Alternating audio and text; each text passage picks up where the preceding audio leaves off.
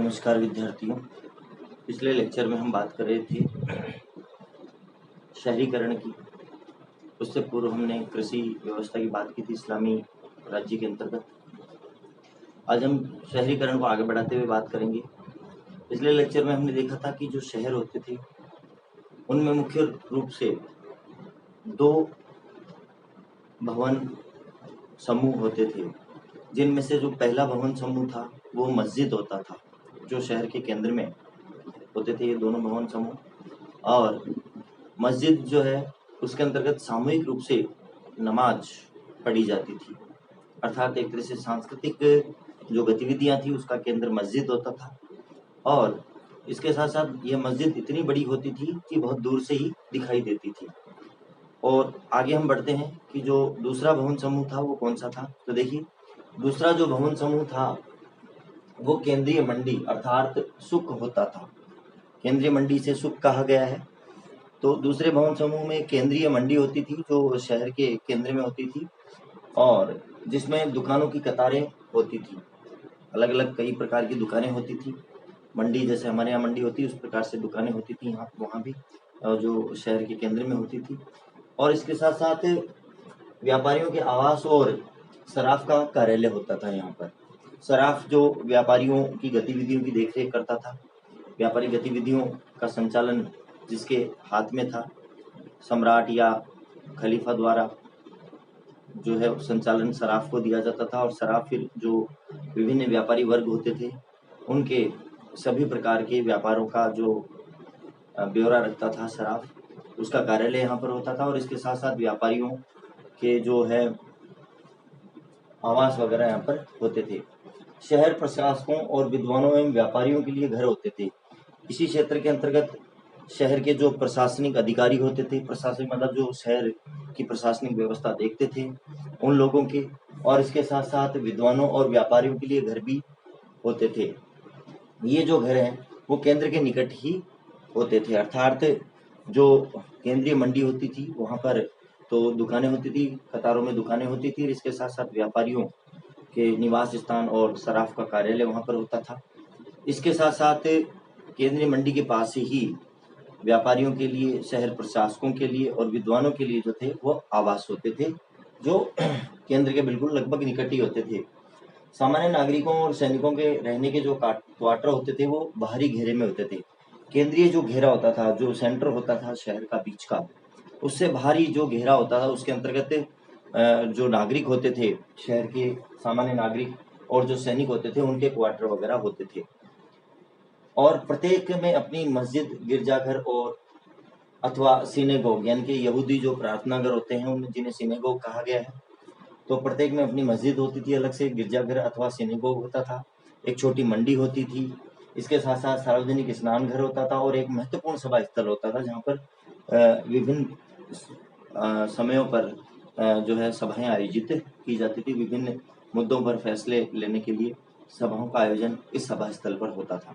तो इस प्रकार से एक केंद्रीय जो क्षेत्र हो गया जिसके अंतर्गत जो एक मस्जिद होती थी, इसके साथ साथ दूसरा भवन समूह होता था वो केंद्रीय मंडी होती थी, और केंद्रीय मंडी के अंतर्गत विभिन्न प्रकार की दुकानें होती थी। इसके साथ साथ व्यापारियों के आवास भी वहाँ पर होते थे, और इसके साथ साथ सराफ का कार्यालय होता था। और उसके अलावा जो व्यापारी होते थे या फिर जो विद्वान होते थे उन सबके जो आवास हैं वो लगभग केंद्र के अंदर ही होते थे, लेकिन केंद्रीय मंडी से थोड़ा दूर पे होते थे। इसके साथ साथ केंद्रीय मंडी का जो घेरा होता था, मतलब जो केंद्र का घेरा होता था, उससे बाहरी घेरे में सामान्य नागरिकों के आवास होते थे। इसके अतिरिक्त सामान्य नागरिकों के अलावा सैनिकों आदि के रहने के लिए क्वार्टर होते थे। तो वहाँ पर उस बाहरी घेरे के अंतर्गत अपनी मस्जिद, गिरजाघर, छोटी मंडी, सार्वजनिक स्नान घर और एक महत्वपूर्ण सभा स्थल अलग से होता था।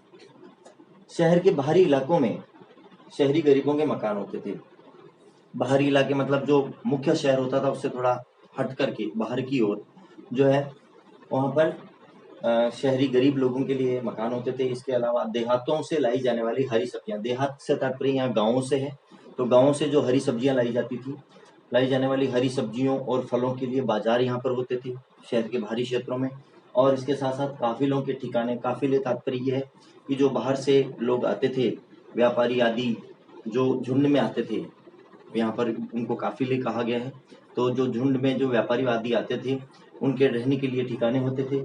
इसके अतिरिक्त अस्वच्छ दुकानें होती थी। अस्वच्छ दुकानों से तात्पर्य चमड़े, कसाई आदि की जो दुकानें होती थी, वो भी बाहरी क्षेत्र के अंतर्गत होती थी। और शहर की दीवारों से बाहर कब्रिस्तान और सराय होते थे। तो शहर का पूरा जो संपूर्ण एक चार दीवारी होती थी, और इस चार दीवारी के ठीक जो बाहरी चार दीवारी होती थी, इसके ठीक भीतर की साइड तो गरीबों के लिए आवास और देहातों से यानी कि गाँव से लाई गई सब्जियों, फलों आदि के लिए बाजार आदि होते थे। सराय वगैरह होती, सॉरी, जो है जो आते थे काफिले, उनके लिए ठिकाने होते थे, ये सब होते थे। लेकिन जो बाहरी दीवार होती थी, जो चारों ओर शहर के परकोटा होता था, उस परकोटे से बाहर की साइड कब्रिस्तान और सराय होती थी। सराय यहाँ पर धर्मशाला से तात्पर्य है कि बाहर से जो भी व्यक्ति आता था वो वहाँ पर निवास कर सकता था। शहर के भीतर घुसने की उसको इजाजत नहीं होती थी, तो वो बाहर ही सराय में अर्थात धर्मशाला में ही उनको ठहराया जाता था।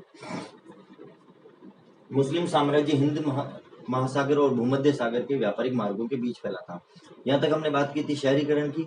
अब हम बात कर रहे हैं व्यापार वाणिज्य के बारे में, यहाँ पर बात कर रहे हैं। तो देखिए, मुस्लिम जो साम्राज्य है वो हिंद महासागर और भूमध्य सागर के व्यापारिक मार्गों के बीच फैला हुआ था।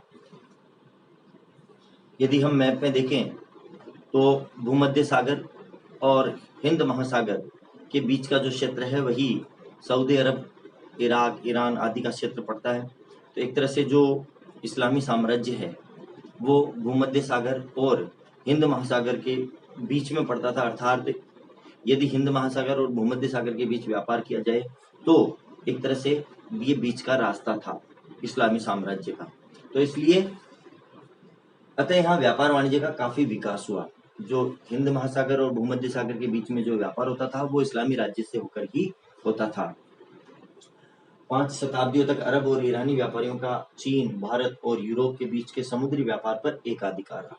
लगभग 5 शताब्दियों तक जो अरब और ईरान के जो व्यापारी थे, उन्होंने चीन, भारत और इसके साथ साथ यूरोप का जो व्यापार था उस पर एक तरह से एकाधिकार कर रखा था। इन्हीं के माध्यम से हिंद महासागर और अरब सागर का जो भूमध्य सागर है उसके बीच में व्यापार होता था। यही लोग भारत, चीन आदि से कुछ वस्तुएं लेकर के आते थे और आगे यूरोप तक पहुंचाते थे, और यूरोप से कुछ जो वस्तुएं आती थी वो चीन और भारत तक इन्हीं के द्वारा पहुंचाई जाती थी। इस तरीके से एक तरह से इन्होंने चीन, भारत और यूरोप के बीच जो व्यापार होता था उसमें मध्यस्थ की भूमिका निभाई और काफी लाभ कमाया।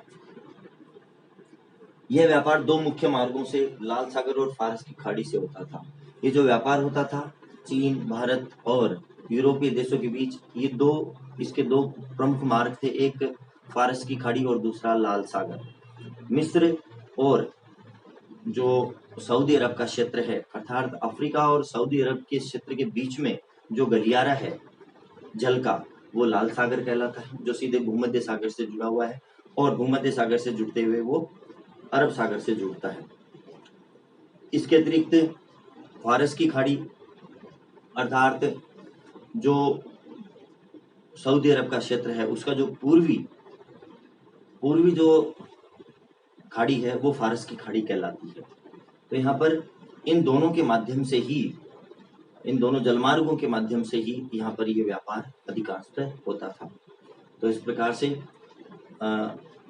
आगे हम बढ़ेंगे। व्यापारिक ये जो हम बात कर रहे हैं वाणिज्य, व्यापार वाणिज्य की इस्लामी राज्य के अंतर्गत, इसमें जो आगे का हम बात करेंगे वो नेक्स्ट हमारे लेक्चर में करेंगे। धन्यवाद।